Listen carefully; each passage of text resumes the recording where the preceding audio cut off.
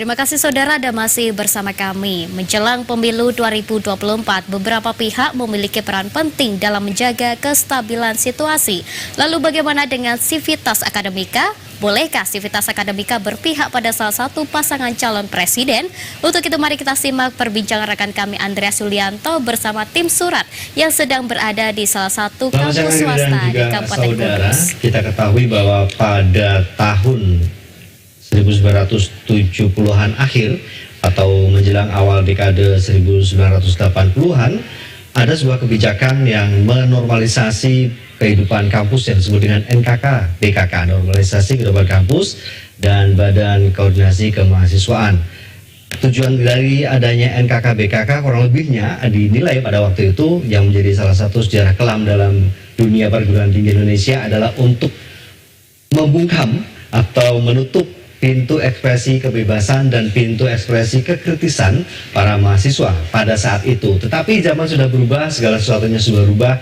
Masa reformasi keterbukaan adalah hak setiap orang, khususnya bagi warga perguruan tinggi atau para Civitas Akademika. Dan tidak terlepas, tidak hanya khusus untuk mahasiswa, melainkan juga para dosen, para tenaga kependidikan yang berada di perguruan tinggi. Nah, dalam konteks pemilu tahun 2024 tentunya kita penasaran sejauh mana sekarang ini kehidupan perpolitikan itu memengaruhi kampus dan kampus terpengaruh untuk memberikan masukan-masukan yang positif bagi perkembangan dunia politik Indonesia. Saya sudah bersama dengan Rektor Universitas Mulia Kudus, Profesor Dr. Insinyur Darsono MSI. Selamat siang, Prof. Selamat siang, Mas. Nah, kita akan berbincang tentang hal ini, bagaimanakah atau bolehkah Civitas Akademika berpihak. Prof Darsono, menurut panjenengan, Prof, dalam hemat Profesor, kampus itu kan kalau dibilang netral juga tidak ya, artinya tetap aja ada keberpihakan yaitu kepada masyarakat, kepada rakyat, Prof. Tapi dalam konteks politik, Prof, dalam konteks pemilu 2024 tentunya masyarakat juga menginginkan para Civitas Akademika itu memiliki sumbangsih yang besar kepada masyarakat, kepada negara. Bagaimana masyarakat juga disadarkan, diedukasi untuk menggunakan hak pilih mereka, tapi juga bagaimana memberikan masukan kepada para politisi dan partai-partai politik, penyelenggara pemilu, supaya pemilu nanti berjalan dengan baik. Dalam hemat Prof Darsono bagaimana, Prof? Baik, terima kasih. Sebenarnya dalam kontestasi perpolitikan, kemudian dalam dinamika terakhir dalam tata kehidupan kampus, kita sudah mengalami sebuah transformasi yang sangat positif dalam hal kebebasan, demokratisasi, dan arena yang baik ataupun ekosistem yang baik untuk mengekspresikan segala aspirasi baik secara individual maupun secara kolektif. Kemudian tentang keberpihakan, terutama dalam kontestasi politik, tentu harus dibedakan dalam terminologi dua aspek. Penggiat ataupun pembelajar yang belajar di perguruan tinggi itu adalah individu-individu yang kemudian berkumpul dalam satu satuan unit ekosistem pendidikan tinggi. Nah, dalam konteks dia sebagai individu silakan berpihak dalam konteks politik, itu hak dia dan memang itu harus didorong supaya ada kesadaran politik, partisipasi politik yang nanti akan mewarnai kehidupan di masa yang akan datang. Harus disadari bahwa komunitas ataupun pembelajar di perguruan tinggi itu kan ibaratnya the prominent cohort demografik di umurnya itu. Kita ketahui bahwa APK ataupun angka partisipasi kuliah di Republik yang besar ini kan seumur dia itu yang berkesempatan untuk sekolah di perguruan tinggi kan hanya sekitar 36%. Artinya masih banyak mereka yang ada di luar. Artinya mereka yang terpilih menikmati pendidikan tinggi ini mestinya bisa mewarna. Ketika dia diberi kebebasan untuk berpartisipasi dalam politik, maka harapannya dengan didikan logika rasionalisasi yang lebih baik, harapannya akan bisa mewarnai perpolitikan itu juga lebih baik. Ini klaster pertama yang mereka harus berpihak, mereka harus berpartisipasi, mereka harus mewarnai, dan mereka harus men-trigger ke arah politik yang positif. Kemudian yang sisi yang kedua yang saya sebutkan tadi, mereka di dalam perguruan tinggi ini adalah sebuah entitas, komunitas pembelajar. Tentu dalam komunitas ini, dalam ekosistem ini, maka nilai ilmiah yang menjadi objektifness-nya gitu ya, sebagai tujuan akhirnya. Dalam konteks ini, berpihak dalam konteks politik adalah berpihak untuk mengarahkan bagaimana politik ini mensejahterakan. Intinya itu dari saya memahami keberpihakan itu dalam dua klaster itu, Pak. Berpihak dalam konteks mahasiswa, sivitas sebagai individu, itu sangat didorong. Kemudian berpihak dalam konteks ekosistem pendidikan tinggi, maka keberpihakannya adalah mengarahkan bagaimana politik itu bisa bisa meraih kesejahteraan yang lebih baik. Baik. Nah, artinya kampus memberikan kebebasan kepada semua siapapun yang dalam keluarga besar ini untuk berpartisipasi, memilih sesuai hak pilihnya, hati nuraninya, tidak membatasi, tidak berusaha mempengaruhi, tetapi bagaimana secara bersama-sama memberi sumbangsi kepada negara. Betul. Prof, ada sebuah kabar gembira sebenarnya bahwa kampus kita atau kampus-kampus di Indonesia ini sudah mulai boleh terbuka ya menerima kampanye.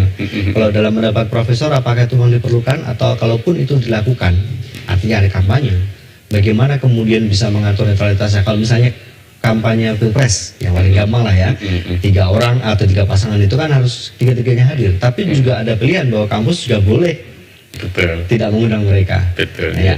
Bagaimana Prof. Darsono memandang untuk keterbukaan kampus sebagai tempat kampanye ini?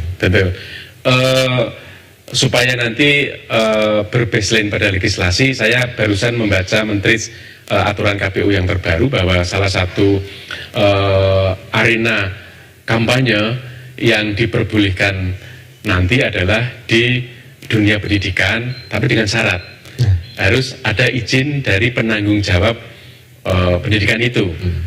Untuk perguruan tinggi, maka penanggung jawab yang memberi izin itu adalah rektor.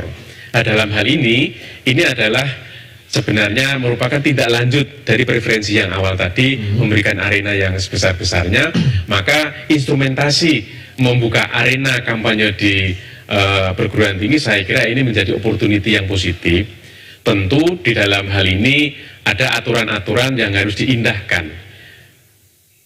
Sesuai dengan aturan KPU sendiri sudah ada guideline yang harus diikuti, misalnya tidak membawa atribut-atribut ansih partai, kemudian tidak ada statement-statement yang mengintimidasi pihak lain, berisiko kepada kesatuan bangsa dan lain sebagainya. Itu sudah termaktub di dalam aturan KPU. Kalau boleh saya membayangkan begitu ya, kampanye bisa di kampus, tetapi tentunya menggunakan gaya kampus. Gitu ya. Gaya kampus itu artinya adalah mengemukakan transaksi terbuka. Harus open mind, transaksi terbuka, kemudian di situ memberikan fakta-fakta, memberikan strategi-strategi, memberikan harapan opportunity forward frontier, sehingga itu akan meyakinkan, oh ini baik, oh ini kurang baik, oh ini tidak baik, dalam perspektif rasionalisme, bukan dalam perspektif identitas, suka like and dislike dan lain sebagainya, yang ini justru akan mengakibatkan partisipasi yang membabi buta. Tetapi kalau partisipasi itu dilambari dengan rasionalisasi yang baik, pemahaman yang baik, diseminasi yang baik melalui kampanye tadi, maka harapannya akan menumbuhkan bibit-bibit partisipasi mahasiswa dan sivitas itu kepada politik itu adalah partisipasi yang baik dan produktif. Contoh secara praktek misalnya, kalau kampanye di luar kan bisa segala cara itu. Kalau di kampus mestinya kan dengan teduh, tenang, diskusi, ngopi-ngopi gitu ya, sehingga yang mendidih itu bukan fisiknya, yang mendidih itu adalah argumentatif pikirannya, begitu. Sehingga itu akan diuji, sehingga itu akan memberikan penguatan atas perspektif pilihan di masa yang akan datang, dan itu akan bagus nanti pada akhirnya. Gitu. Baik, Prof. Kampus itu warganya paling banyak mahasiswa kan? Ya, betul. Ya. Mereka adalah kaum milenial, generasi Z, begitu, yang sekarang ini banyak disasar. Bahkan tempo hari terakhir sepasangan yang akhirnya mendeklarasikan diri itu pun juga salah satu program bocorannya adalah akan memberikan bantuan untuk startup generasi baru, generasi muda, Gen Z itu. Tapi di satu sisi secara demografi jumlah mereka juga tinggi, Prof, di atas 50%. Nah, bagaimana kalau misalnya dengan jumlah yang banyak itu tiba-tiba ada preferensi politik yang berbeda, mereka tidak lagi memilih partai-partai besar tetapi memilih partai-partai baru. Nah, atau justru mereka yang kalau saya baca di lini masa media sosial itu tampaknya serem juga, mereka sudah beberapa yang anti politik atau apatis begitu. Nah, bagaimana Prof yang bergaul dengan para mahasiswa ini di lingkungan Universitas Mulia Kudus ini melihat kecenderungan politik anak-anak sekarang gimana, Prof? Betul sekali. Jadi begini, politik itu hakikatnya adalah sebuah kemuliaan, karena di situ ada pengabdian, perspektif dan hospitality untuk mengarahkan atau mengenerate komunitas itu menjadi welfare, kesejahteraan. Intinya kan di situ. Ya. Orang berpolitik itu ketika dirinya sudah selesai, filosofisnya kan dirinya sendiri, filosofinya kan seperti tinggal ngurus orang lain kan. Gitu. Nah, makanya sebenarnya ini tidak bisa dipandang dari satu sisi, tetapi harus dipandang dari dua sisi. Dua sisi dalam arti adalah bagaimana diorama pendidikan politik yang berbasis praktek ini juga positif, tetapi juga memahami bagaimana sebenarnya sifat dasar responsibilitas ataupun respon atas generasi milenial ini atas dinamika politik yang ada. Bisa saja mereka jadi apatis, tidak mau tahu semua itu karena melihat situasi-situasi yang mungkin tidak rasional, kemudian situasi-situasi yang tidak normal dan lain sebagainya. Budaya politik kita yang kurang baik. Yang kurang baik misalnya, tapi saya tidak menjustifikasi itu karena saya belum punya data. Tetapi sifat dasar milenial itu seperti itu, dia sangat rasional. Jadi ada tiga determinan yang saya amati yang kalau boleh di endorse di mahasiswa milenial ini adalah perspektif ideologis, perspektif politis, dan perspektif utility, nilai guna. Itu tugas siapa, Prof? Tugas partai-partai politik ataukah tugas internal kampus untuk mendorong mahasiswa? Para pihak. Partai politik mendriven atas preferensi mahasiswa seperti itu, pihak kampus mengingatkan kepada pendidikan politik yang berasal dari politik, ini loh situan yang ada di sini itu membutuhkan ini. Perspektif ideologi itu adalah bagaimana sebenarnya milenial ini mempunyai kepastian untuk mengasosiasikan dirinya pada ideologi tertentu. Betul. Dan itu harus konsisten. Nah, kalau contohnya kemudian kutu loncat kan jadi orang jadi give up kan. Ya. Itu. Saya tidak memanjangkan ini ya. Iya, tidak perlu itu. Kemudian yang kedua, perspektif politik dalam ini lebih perspektif politik praktis. Politik praktis itu adalah politik, bisa saja politik karena kekoncoan, kekeluargaan, grup, dan lain sebagainya. Ini juga berpengaruh. Artinya apa? Bagaimana kemudian melalui tebaran pergaulan dia itu juga menjadi info yang bisa diikuti untuk mengarahkan politik yang baik. Bahasa sekarang circle-nya ya. Nah, lingkungan pergaulannya seperti itu. Kalau pergaulannya kemudian bacok-bacokan, kemudian kelitih kayak gitu, dia kan juga give up gitu. Apa ini? Dan yang terakhir ini yang paling dominan saya amati adalah nilai guna. Apa manfaatnya aku nyoblos? Apa manfaatnya saya nyoblos? Itu yang paling poin terakhir ketika dia itu berada di bilik itu yang dianukan. Padahal anak sekarang tuh kritis loh. Nah makanya kekritisan itu harus dijawab dengan argumen-argumen yang rasional, bukan argumen-argumen yang irasional. Misalnya ini nanti bebas ini, kalau ini nanti gratis ini nanti sekian ribu bebas ini kan nggak rasional. Jadi pendekatannya itu harus dilakukan overlay yang baik. Kalau kemudian tidak saling memahami preferensi milenial, sementara di sini ada ambisi politik yang nggak akan gaduh, nggak akan matching begitu ya. Ini persoalan kita sebenarnya untuk ini. Kalau ini bisa dikelola dengan baik dengan para pihak itu, insya Allah lah kita punya harapan yang baik di masa yang akan datang. Amin. Artinya bahwa kampus itu netral, siapapun memiliki kebebasan dalam arti netralitas, siapapun boleh memilih apa partai manapun, calon siapapun yang dia maui, tidak ada intervensi dari pihak kampus, tetapi kita menjadi satu kesatuan sekali lagi akan memberikan sumbangsi yang besar.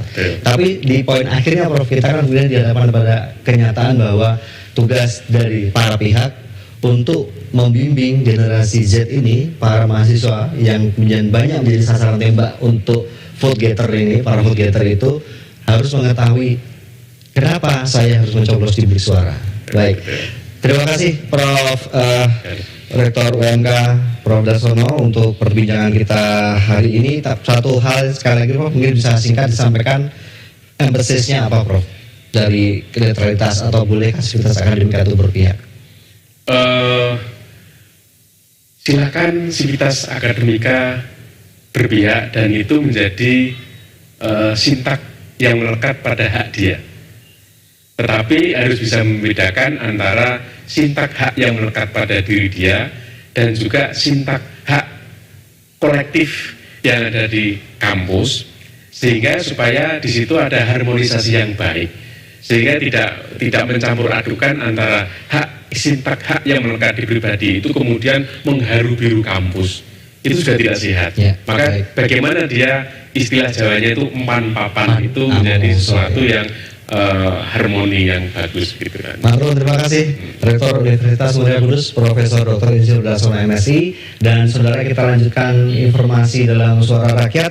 Kali ini kita ke Blora, penertiban baliho bakal calon legislatif tidak bisa dilakukan secara